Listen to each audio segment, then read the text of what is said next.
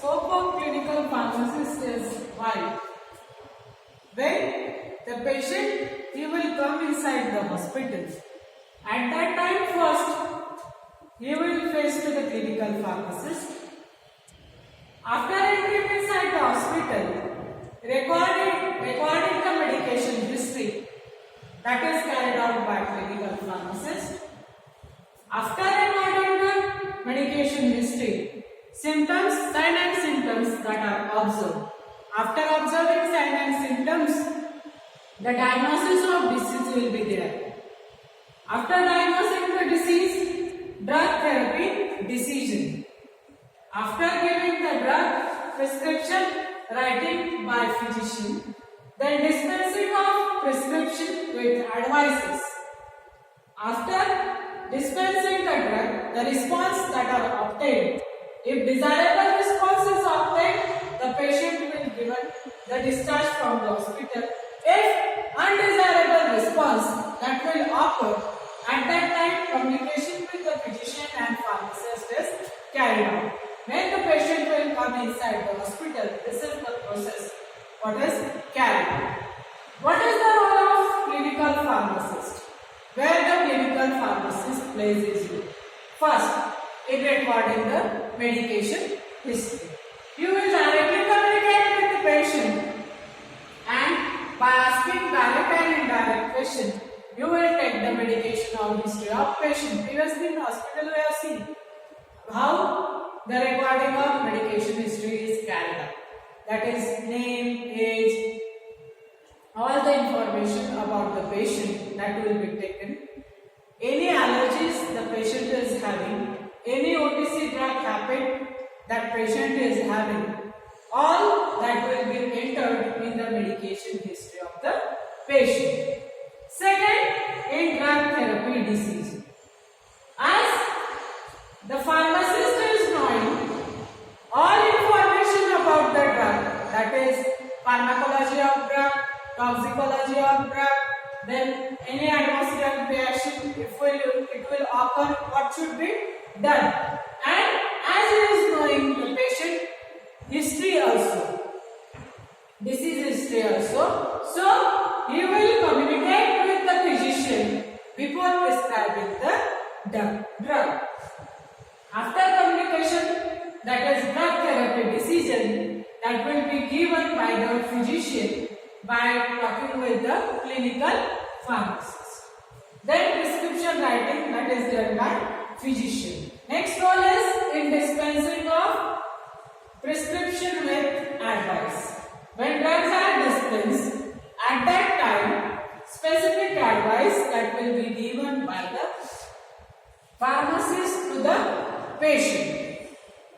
As pharmacist is the last professional person, he will come in closer contact with the patient. He should explain about the drug to the patient, about the safety of drug and which proper doses he has to take the drug. That advice that must be given by clinical pharmacist. This is the third rule. That is in recording medication history, in drug therapy decision, in dispensing of drug prescription with advices. Next is after giving the drug, after taking the drug by the patient, two responses that are observed: desirable response and undesirable response. Desirable means which we are like to see. That is desirable response. Drug is given and it is giving its therapeutic value.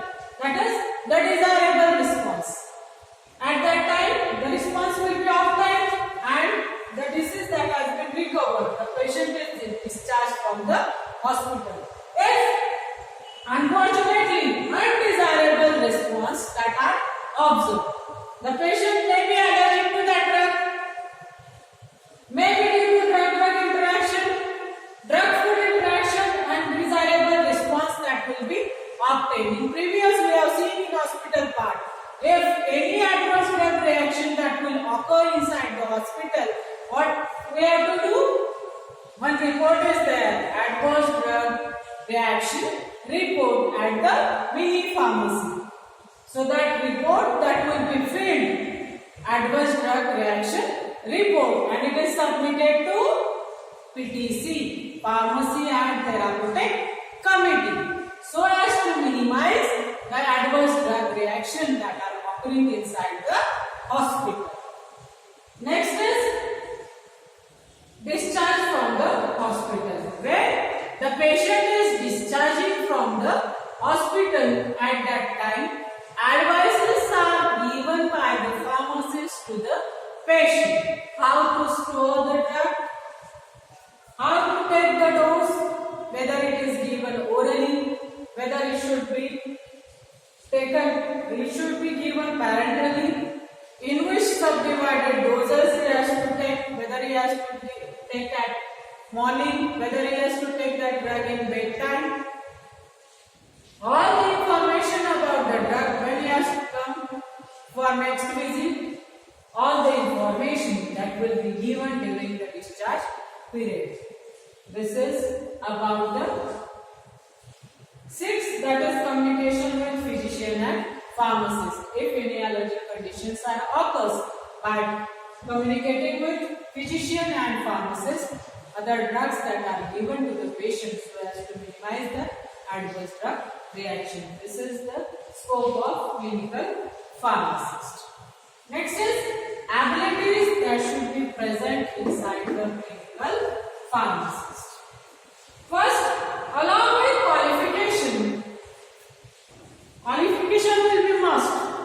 That is, the clinical pharmacist must be empowered.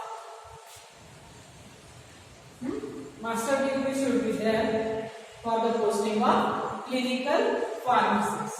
So, along with qualification, various abilities should be present inside the clinical pharmacist. First is communication skill.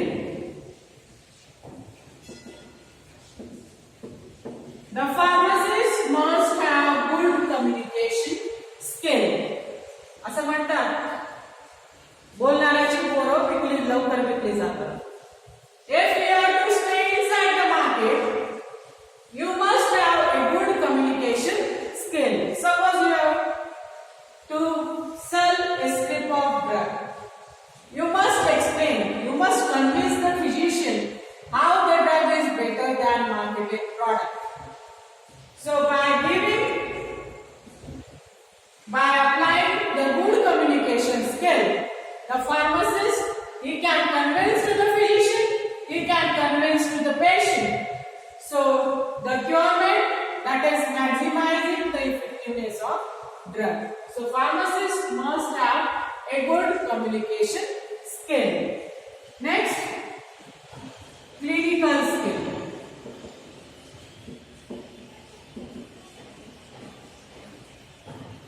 Pharmacist, he is knowing about the drug, he is knowing about the physician, he is knowing about the patient. The deep knowledge of drug is having to the pharmacist. That is, it's the basic drug. If any drug reaction will occur, the laboratory testing, he is involved in the research work.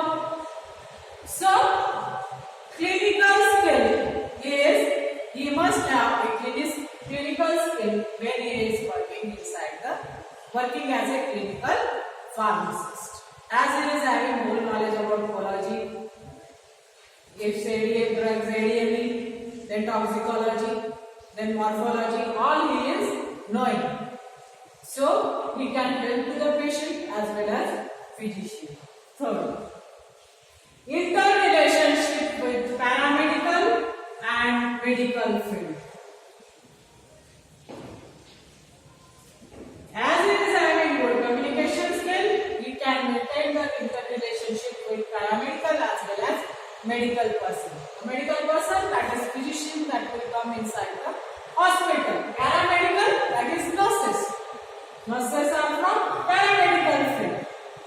So, he must communicate with both medical as well as paramedical person, and the rational, by using the rational drug therapy, he can do the effectiveness inside the hospital and safety of drug that will be provided inside the hospital. The pharmacist must have ability to work in medication monitoring by asking direct and indirect questions to the patient.